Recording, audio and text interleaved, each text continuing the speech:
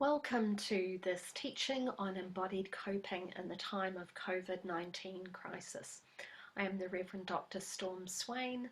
I am a professor at the United Lutheran Seminary and have been involved in disaster response and disaster spiritual care for some time now.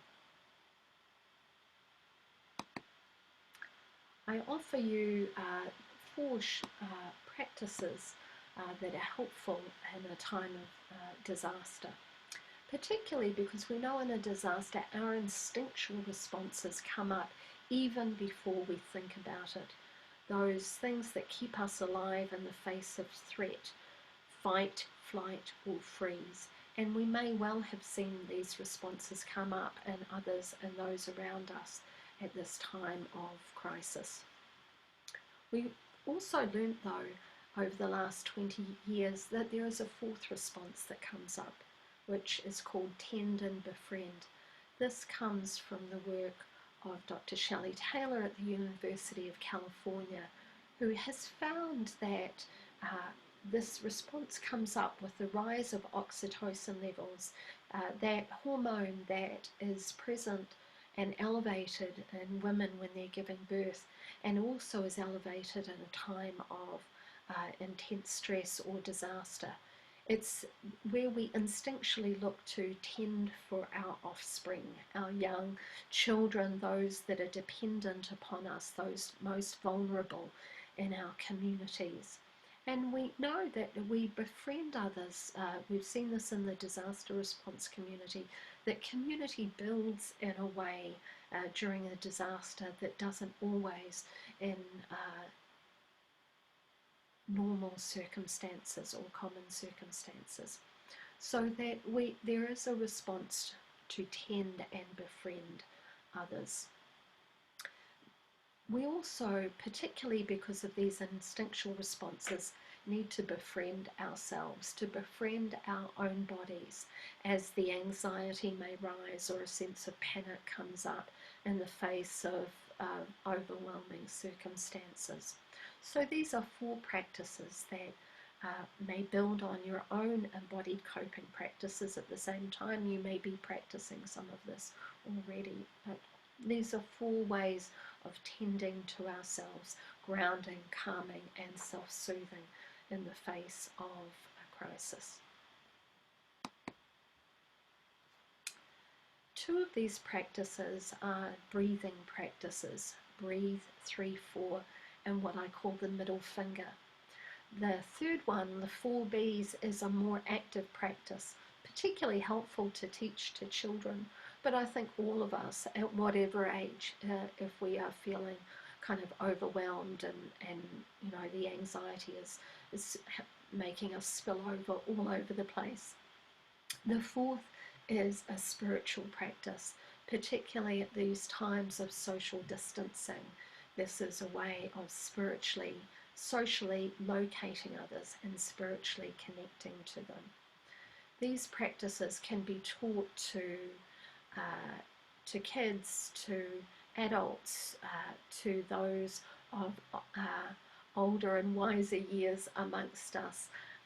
They can be taught over the phone, they can be taught over an iPad, they can be taught with people around us. For those of you that are caring for congregants, parishioners, patients during this time, if they are finding a sense of overwhelming anxiety or panic, one of these practices may be helpful to them. So we look at the 4 practices.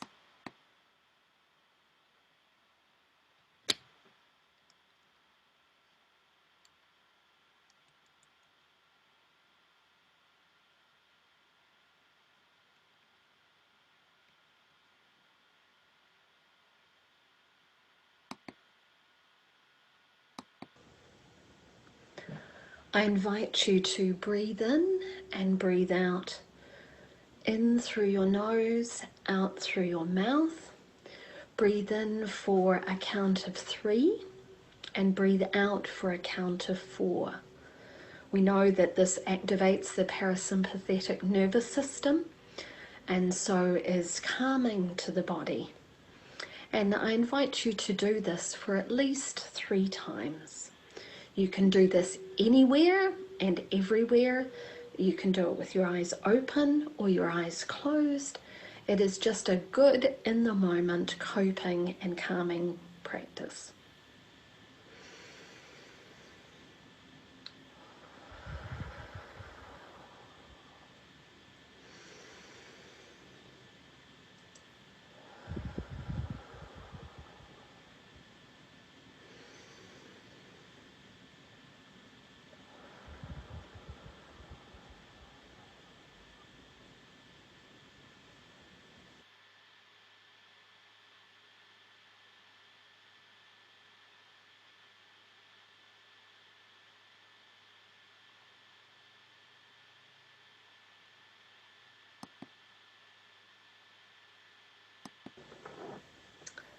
The second coping practice is a form of meditation. Practices of meditation are deep within the Buddhist tradition, the Christian tradition, and others. In the Christian tradition, the early hesychasts would use a form of breath meditation where they would follow their breath into their heart and out again. Their heart, where they experienced in some ways God as being located. You can use this technique with coming from any tradition or no tradition, but know that it is a deep spiritual practice. It's centuries old. What I am going to invite you to do is to sit up straight with your feet firmly flat on the floor and your spine in a straight way. You may like to sit cross-legged or in a lotus position, or sit on a chair where you can comfortably put your feet on the floor and lay your hands upon your lap. I invite you to first begin following your breath in and out of your body by having your hands palms up on your thighs, and firstly by putting your thumb and forefinger together and gently pressing them together with your palms facing up as your hands are kind of relaxed gently on your thighs.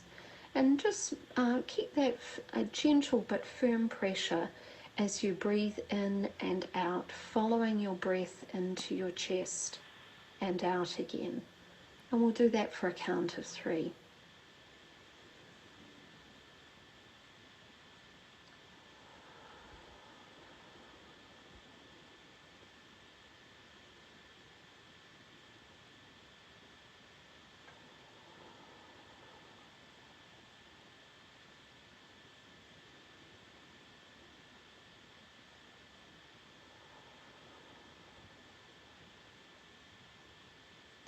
As you see, I tend to do this with my eyes closed, but you can do this with your eyes open.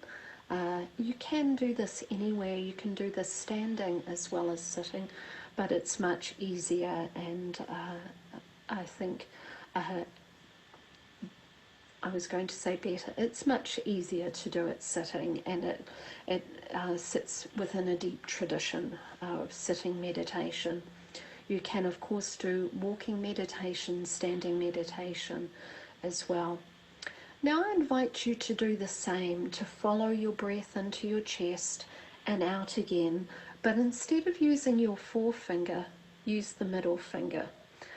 To gently press your thumb and middle finger together and have your hands relaxing on your thighs, palms up with that gentle pressure. Now follow your breath in as deep as it goes and out again, at least 3 times.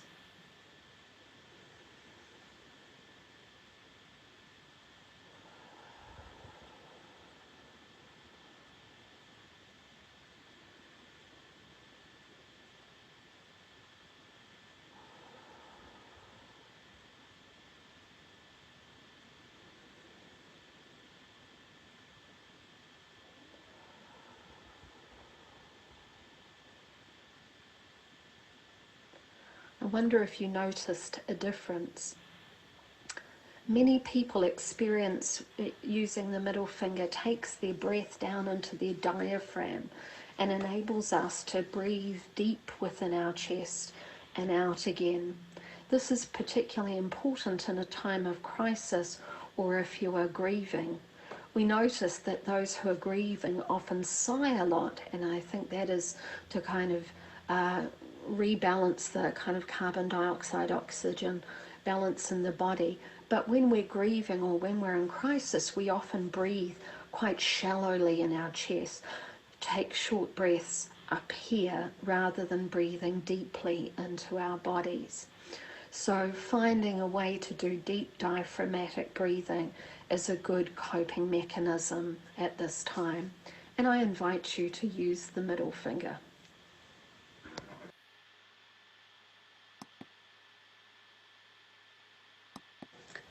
This technique is a kindergarten or a preschool technique, and it is particularly useful for kids that may later be diagnosed with ADHD or another disorder along those lines.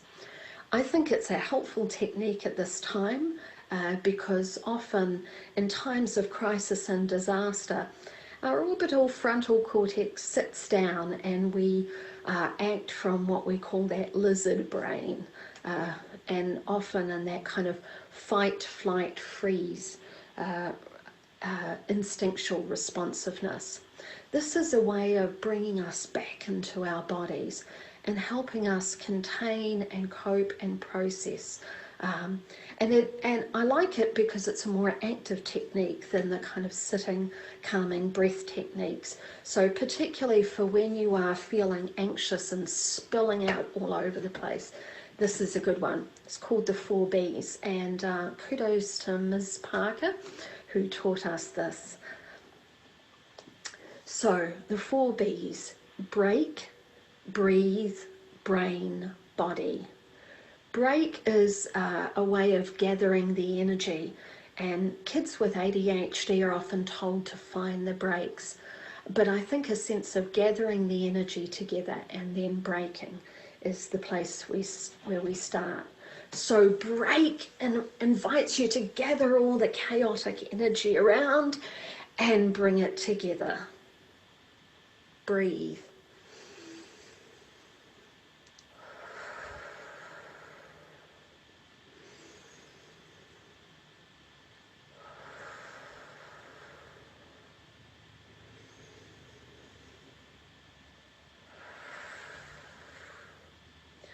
In brain, we interlock our fingers and put them on top of our heads and kind of firmly, but not hard, but firmly press down 5 times. Brain.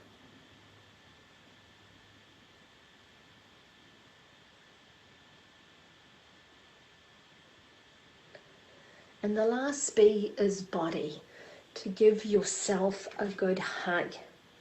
Particularly in these times of social distancing and isolation, we don't get the touch that we need to be psychologically healthy. And many of us in our society don't get that touch on a daily basis, even when the country is not in facing crisis, disaster, pandemic. So body, to be able to give yourself a hug and to feel your body and to love your body in the midst of it. So 4 Bs: break, breathe, brain, body. Enjoy.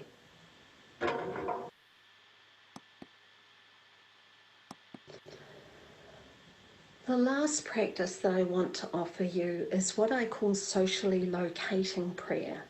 I have practiced this for 25 years since I was first ordained, and I find it particularly helpful at this time, a time when I have people I love all around the globe that are facing this pandemic in whatever circumstances that they are. I have people all around the country, and there are people in my community that I am also wishing to hold in prayer. So it's a way of locating people in consciousness. when we often pray, we often name people or connect in them in thought. But I'm inviting you to go to reframe that in a slightly different way. Often when we think of people, we think of them in their locations. Our brains are wired in a way where we have often an embodied sense of memory, a contextually located sense of memory. So I think it helps to contextually locate them as we offer prayer.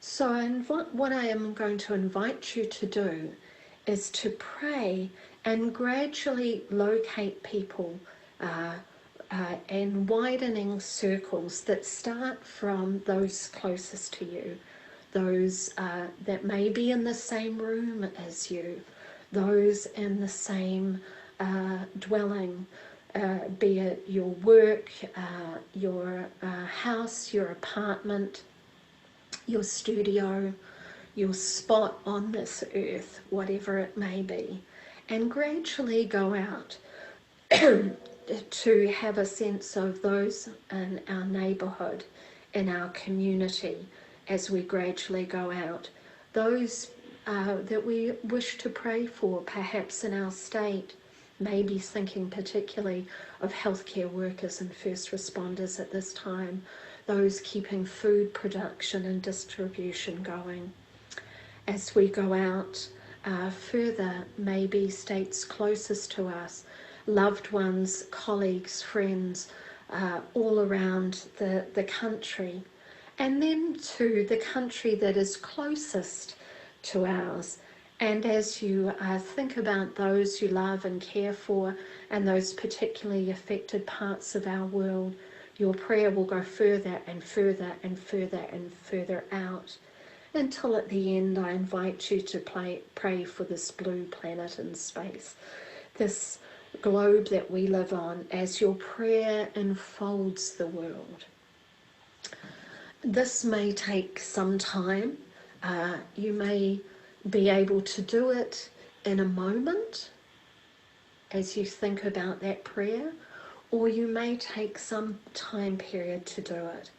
But I invite you at this time of social distancing to socially locate others in your spiritual practices on this blue planet that is in crisis at this time.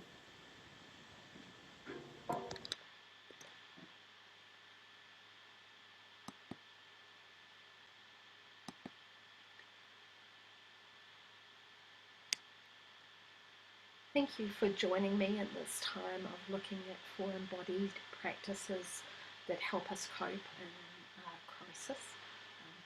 I wanted to just note a couple of as we go through. You'll notice one time I coughed into my own hand. I didn't have a sleeve to cough on, and it's easier to wash hands than wash elbows when you're sleeveless. So do know that I went and washed my hands after that. There's a little bit of background noise of my dog here in my home office beside me.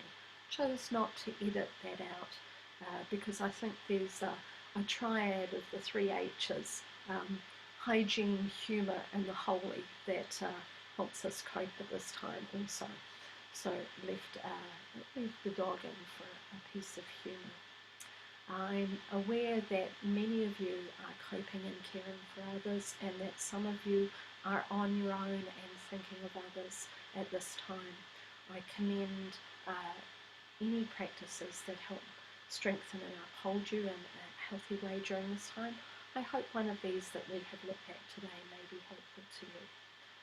Shalom, salam, peace be with you all at this time.